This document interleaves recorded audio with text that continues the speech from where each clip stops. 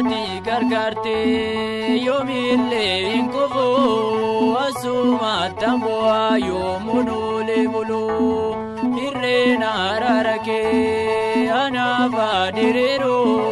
jireenyi kuburuu qajeelaa yaa ta'u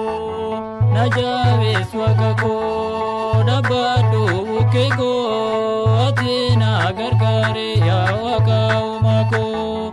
na virgi ergamaa kadhuufu gara koo narraa yaa fagaatu mormitu diina koo na jabeessu akka koo na baadhu bukkee koo ati na gargaare yaa waaqa uumaa koo